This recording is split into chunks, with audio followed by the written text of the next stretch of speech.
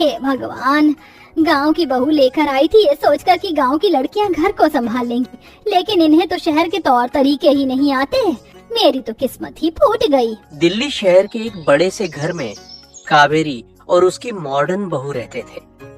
उन दोनों सास बहू के बीच अक्सर लड़ाई झगड़े होते रहते हैं। ना तो तुम्हें घर का काम दिखाई देता है और ना ये दिखाई देता है कि किसी ने सुबह से कुछ खाया है या नहीं। अरे अपने कमरे में ही हमेशा रहती हो, घर के काम भी देख लिया करो। शादी क्या आपने मुझे नौकरानी बनाने के लिए की थी?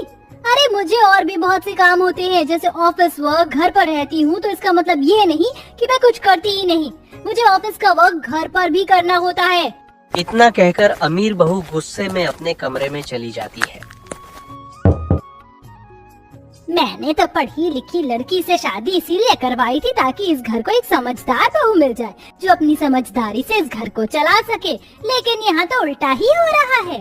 अरे बहन, सुबह सुबह इतना हाई पारा क्यों किया है? ये सेहत के लिए अच्छा नहीं है। अब क्या बताऊं बहन, मैं अपनी बड़ी बहू से बहुत ज्यादा दुखी हो चुकी हूँ। ना तो बड़ी बहू को घर का कोई काम दिखाई देता है और ना ही किसी की मजबूरी। पढ़ी लिखी होने के बावजूद भी कुछ नहीं समझती। ये तो घर घर की कहानी हो रही है। अच्छा हुआ अपने बेटे की शादी गांव की लड़की से की थी। तुमने सही कहा बहन, अब मैं भी अपने दोनों बेटों की शादी गांव की लड़कियों से ही करूंगी। कम से कम वो घर को आकर संभाल तो लेंगी। और गांव की लड़कियां बहुत मेहनती होती हैं, हर काम करती हैं। हाँ ये बात तो है।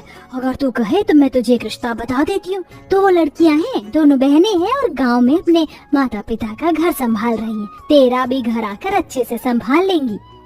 सही कहा। एक काम कर, तू रिश्ते की बात को आगे बढ़ा। मेरे दोनों बेटे विदेश से आ रहे हैं, मैं उनकी शादी गांव की लड़कियों से करवा दूंगी। अब कुछ दिन बाद वो औरत कावेरी के बेटों के लिए रिश्ते की बात करने गई और उसके बाद कावेरी भी लड़कियों को देखने आ गई। ये लीजिए पानी पीजिए, मटके का ठंडा ठंडा पानी है। बहन जी, मुझे आपकी लड़कियां पसंद है। बस अब तो जल्दी से जल्दी मुझे इनकी शादी अपने बेटों से करवानी है। अब वो उनका रिश्ता पक्का कर देती है और कुछ दिन बाद अपने दोनों की शादी गांव की लड़कियों से करवा देती है। इस घर में तुम्हारा स्वागत है। आज से तुम दोनों इस घर की छोटी बहू हो। दोनों बहू इतना बड़ा घर देखकर बहुत खुश हो जाते हैं। कितना सुंदर घर है। हाँ, तुमने बिल्कुल सही कहा। ऐसा घर तो मैंने कभी सपने में भी नहीं देखा था। चलो अच्छा है, तुम्हें घर पसंद आया। अब मैं तुम्हें तुम्हारा कमरा दिखा देती हूँ। कावेरी उन दोनों बहुओं को अपने अपने कमरे में ले जाते हैं। वही दूसरी तरफ ये सब देखकर बड़ी जल भुन जाती है। तो इन दोनों को मेरी सासू माँ मेरे कंपैरिजन के लिए लेकर आई है। अरे ये दोनों मेरा क्या मुकाबला करेंगी, गंवार कहेंगी। बड़ी बहू मुंह फुलाए अपने कमरे में चली जाती है और एसी में बैठ जाती है। वही गांव की बहुएं अपने में देखती है कि वहाँ तो पंखा ही नहीं है। अरे बहुत गर्मी लग रही है। पूरा कमरा चारों तरफ से बंद क्यों है? एक भी खिड़की नहीं है, ऊपर से पंखा भी नहीं लगा। अब क्या करें, बहुत गर्मी लग रही है।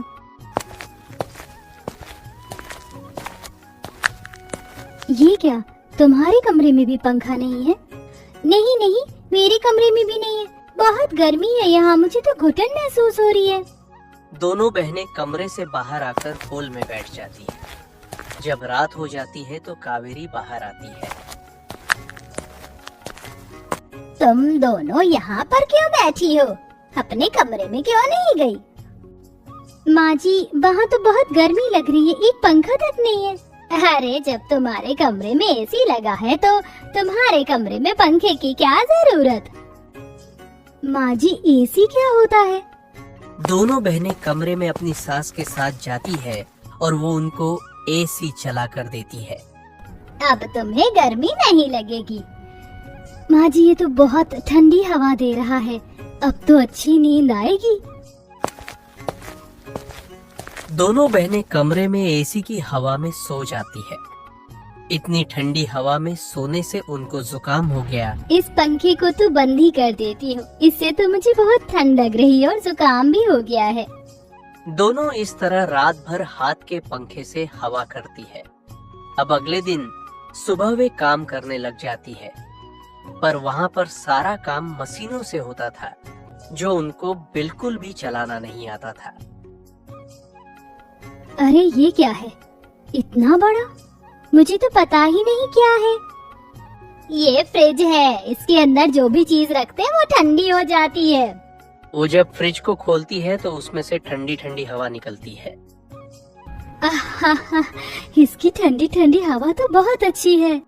इसके अंदर जो रखेंगे वही ठंडा हो जाएगा। इससे बढ़िया चीज और क्या ही हो सकती है। चलो तुम अपनी पहली रसोई का खाना बनाओ, मैं अभी आती हूँ। दोनों बहनें जब खाना बनाने लगती है तो उनको गर्मी लगती है और वो फ्रिज को खोलती है तो उसमें से ठंडी ठंडी हवा निकलती है। ये हुई ना बात, अब हमें गर्मी भी नहीं लगेगी और खाना भी बन जाएगा। अरे बहू, तुम दोनों ने ये क्या किया? तुम दोनों ने तो फ्रिज की सारी गैस ही खत्म कर दी। अब ये कुछ भी चीज ठंडी नहीं करेगा। हमें ठंडा पानी कहाँ से मिलेगा पीने के लिए? दोनों बहनें जब ये सुनती है तो सर झुकाकर खड़ी हो जाती है और कावेरी वहाँ से कमरे में चली जाती है। हे भगवान, गांव की बहू लेकर आई थी ये सोचकर कि गांव की लड़कियां घर को संभाल लेंगी, लेकिन इन्हें तो शहर के तौर तरीके ही नहीं आते। मेरी तो किस्मत ही फूट गई।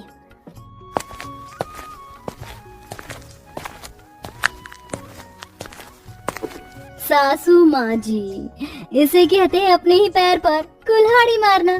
आप गांव से गवार बहू तो ले आई, लेकिन ये नहीं सोचा कि वो शहर के तौर तरीके तो जानती ही नहीं है।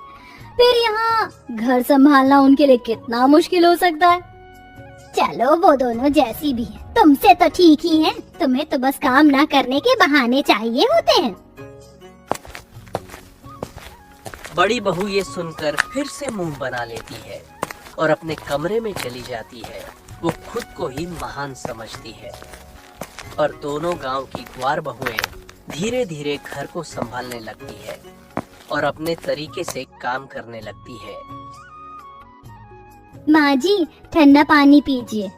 पानी का स्वाद तो बहुत अच्छा है, और ये ठंडा पानी कहाँ से आया? जैसे गांव में हम मटके में पानी भरकर ठंडा करते थे, वैसे ही हमने यहाँ भी किया। वाह बहू, तुमने तो कमाल ही कर दिया। दोनों बहुओं को गैस सिलेंडर पर खाना बनाना नहीं आता था, जिसके चलते वो घर के बाहर एक चूल्हा बनाकर उस पर खाना बना लेती है, जिस वजह से घर धुआं भर जाता है। अरे तुम दोनों ने ये क्या कर दिया? सारे घर में धुआं धुआं हो गया। माँ जी, ये तो अच्छी बात है। रात भर जो मच्छर घर के अंदर घुस जाते हैं, धुएं से वो भाग जाएंगे। आप थोड़ी देर यहीं बाहर बैठ जाइए। इस तरह से खाना भी बन जाता है और घर से सारे मच्छर भी चले जाते हैं।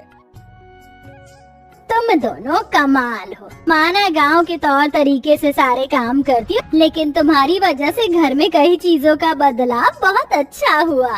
अब कावेरी उन दोनों गांव की बहुओं से बहुत खुश थी, क्योंकि हर काम बड़ी सावधानी से कर रही थी और वो उनको बहुत प्यार करने लगी थी।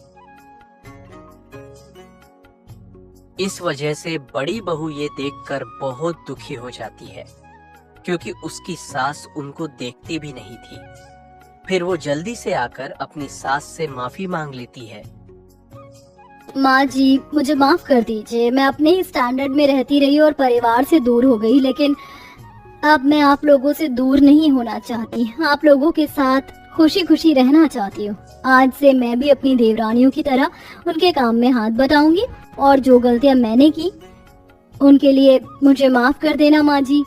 इस तरह बड़ी बहू अपनी गलती मान लेती है, माफी मांग लेती है, जिसके बाद वो गांव के बहुओं के साथ मिलकर काम करने लगती है और उनको भी शहर में रहने के तरीके सिखाती है।